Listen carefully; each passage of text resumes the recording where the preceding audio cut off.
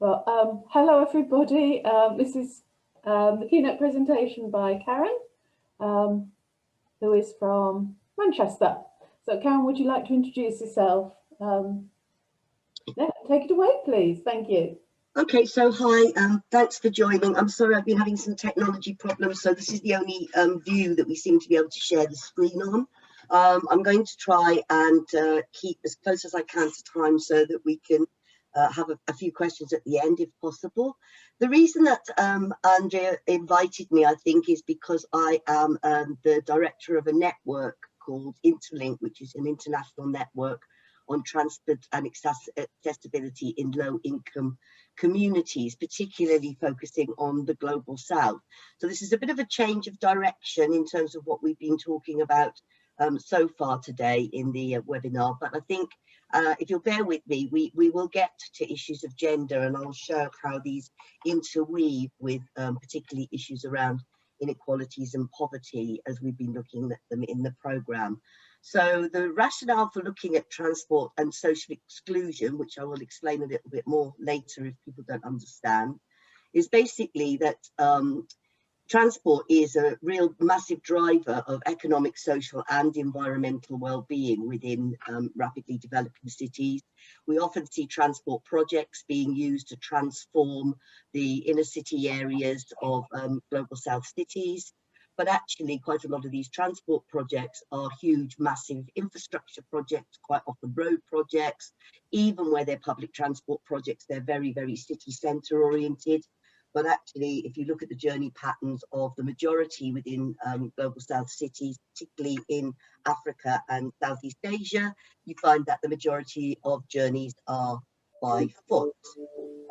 And also what we will see later on is that a lot of those foot journeys are also undertaken by women. Whereas in the global north, we are trying to encourage more cycling and walking. People in the global south are making these journeys in extremely dangerous, risky and unhealthy environments. And so, in fact, what we really need to do is think about how we can improve the walkability and the non-motorised transport within low-income populations. However, we still basically teach and offer and fund neo-colonial transport systems, which have a completely different vision for transport and gender smart transport for the global north and the global south. So we're still basically training people to deliver systems for global north cities, but in global south context, which means that they really don't fit for the majority of the population. And certainly they don't fit for all the things that we've heard about in terms of women's lives, livelihood and lifestyle. Just to quickly talk about transport and social disadvantage. They're not necessarily synonymous. You have all sorts of issues coming out of transport disadvantage, which everybody can experience from everything, particularly with issues of fear of crime, but also poor public transport services, lack of a car, as I said, reliance on walking and non-motorised modes. But there is an interface with social disadvantage because low income, lack of jobs, low skills, ill health, poor housing, where you're physically situated, all intersect with this to create something which I call transport poverty, a more encompassing term than transport disadvantage. And the biggest problem with that is that it leads to lack of participation due to inaccessibility. And we're not just talking about lack of access to goods and services, but also lack of access to life chances, to social networks, to the ability to generate social capital, and also lack of access to any form of decision making, which in the end leads to social exclusion, the non-participation of certain groups in society, and particularly women in the global south context. And there are feedback loops therein. I'm not suggesting this diagram is all encompassing and it's a bit out of date as well now, but nevertheless, around the outside, what you can see is that I've written economic, political structures, governance, decision-making framework, social norms and practices. And all of these things basically dictate whether or not we have a more or less inclusive transport system, and particularly in this case what we're talking about is a gender inclusive system.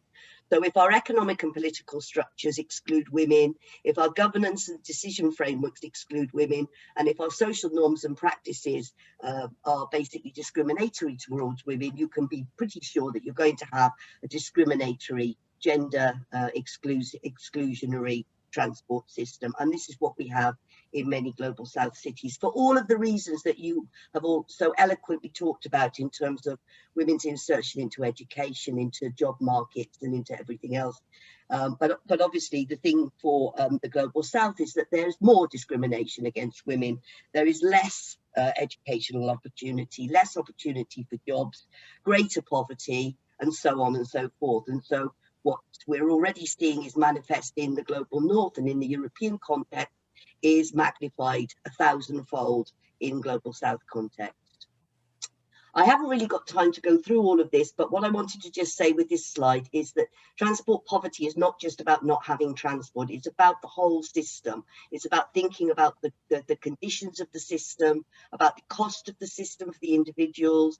It's about thinking about connectivity, about travel conditions, but it's also in line 6 particularly, this inability to participate or to be able to take any control over your situation, and a lack of recourse to any legal justice when, for example, funders from World Banks and development banks decide to put in massive infrastructures that completely wreck people's livelihood.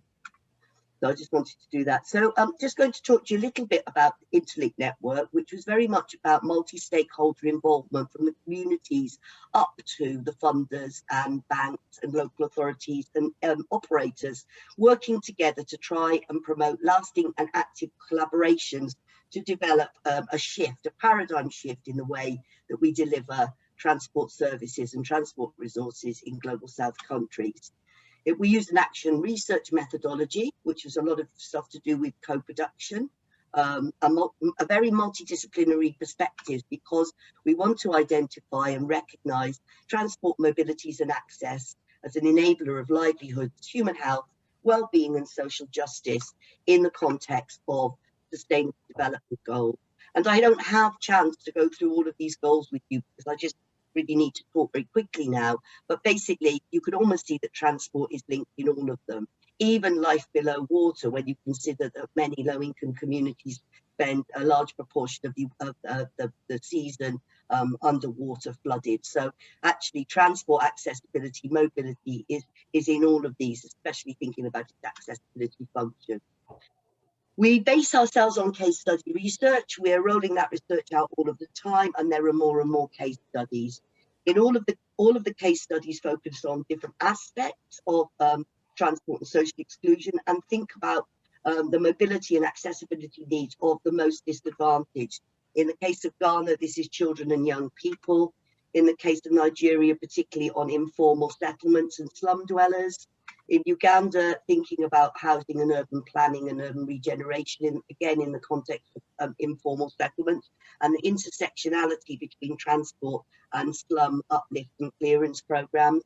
And in Bangladesh, which perhaps is one of the best that offers a context around gender, the needs of working women within the garment factories, where we see that actually about 8% Dhaka's economy is based on the garment factories.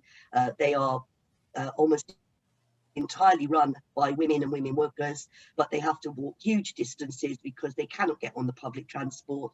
And also there's something that is so benignly called eve teasing, which basically means completely harassing and violence against women in the public space, which is also a huge problem. So I think what I'm saying is that if we want to think about gender smart mobility in the context of the global south, we have to reflect these differences of women, and we have to see that in our innovations. And I think that some of the things I was seeing just now in the Danish presentation, very interesting, because we actually do need to think about how we can support women in their existing mobilities, and think about the ways in which we can improve the physical condition for women in terms of better walking non-motorized modes, in terms of a more gender-focused accessibility planning, thinking about where women go. It might be quite different to where men go. More attention on the issues of safety and violence, and then basically a much better analysis of social inequalities before we start pumping money into systems like smart technologies and automated services, which actually may not benefit anyone, but particularly may marginalize women even further. So I just sort of, this is a research action agenda, and what we've been trying to do is to work through these points 1 to 8 to be able to deliver a wholly different way and think about transport in a wholly different way within the context of global south cities, and particularly from the position of transport inequalities. Again, I don't have time to go through all of this. You can look stuff up on our website. The Interlink logo is there. The Interlink website is also there, www.interlink. A couple of books that you might find are useful, one of which was edited by myself and Tanu, so we've sort of done a top and tail keynote here, and I will leave it there. There are my contact details. So I finished. Thank you, Andrea. Thank you, Karen. Thank you very much for sticking to time, and I'm sorry that you're so rushed.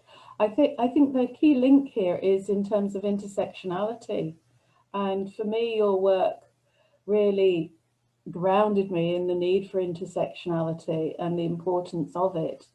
And yeah, I'm particularly putting this up here on Andrea and saying, yeah, I think for me, it's like if we could articulate the role of mobility and accessibility and the exclusion of women through the transport system in each of these parameters of the Sustainable Development Goals, we'd be going a long way to changing the way, to having a paradigm shift, which is necessary in thinking about how we deliver transport systems in global south cities, and not just transport infrastructures, but also technology transfer as well, which I think is also really important. You know, see global south cities talking about automation, and I'm thinking, well, you haven't even really got your basics of mobility together without thinking about AVs and other things, which are just not necessarily appropriate to this system.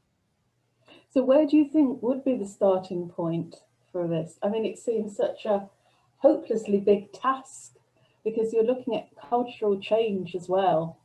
Absolutely, and that is important. And it, you know, the whole, if you've got a gender biased system, a general society, then it's difficult.